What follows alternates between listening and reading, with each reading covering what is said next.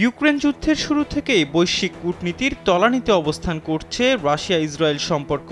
গাজা যুদ্ধ শুরুর পর তা আরও প্রকট হয়ে ওঠে আন্তর্জাতিক রাজনীতিতে। তারই সবশেষ নজির দেখা গেল ইসরায়েলের উপর ইরানের ইসলামী বিপ্লবী রক্ষী বাহিনীর নজিরবিহীন হামলার পর। সংঘাত প্রশমনে দুই পক্ষকে আহ্বান জানালেও ইরানের বিরুদ্ধে কোনো কথা বলার ক্ষেত্রে সাফ না করে দিয়েছে মস্কো। স্থানীয় সময় রোববার ইসরায়েলের ভূখণ্ড লক্ষ্য করে সরাসরি ইরান থেকে কয়েক ডজন ক্ষেপণাস্ত্র ও ৩ শতাধিক বিস্ফোরক ড্রোন নিক্ষেপ করে ইরানের ইসলামী বিপ্লবী রক্ষী বাহিনী।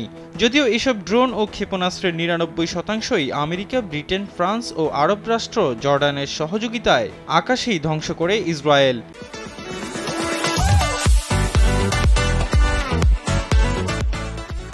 ১ এপ্রিল দামেস্কের ইরানি দূতাবাসে ইসরায়েলি বিমান হামলায় আইআরজিসির ৩ শীর্ষ জেনারেল সহ অন্তত ৮ সামরিক কর্মকর্তা নিহতের প্রতিশোধ নিতেই এই হামলা চালায় তেহরান।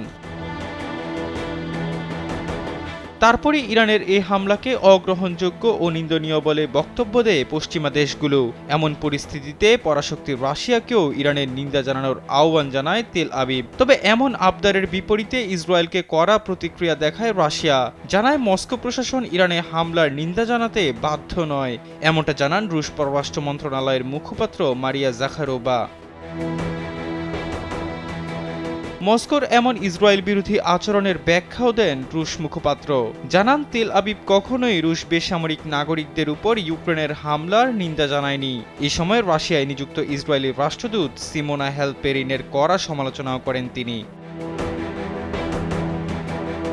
সিমোনা হেলপেরিনকে ইঙ্গিত করে টেলিগ্রাম চ্যানেলে দেয়া এক পোস্টে জাখারোভা লিখেন, সিমোনা আমাকে মনে করিয়ে দিন যে রাশিয়ান ভূখণ্ডে কিয়েভ প্রশাসনের হামলার সময় কখন ইসরায়েল নিন্দা জানিয়েছিল।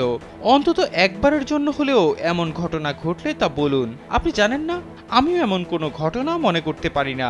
এ সময় ইউক্রেনের প্রেসিডেন্ট ভলোদিমির জেলেনস্কিকে সমর্থন করে ইসরায়েলের নিয়মিত বিবৃতির কথাও স্মরণ করিয়ে দেন জাখারোভা।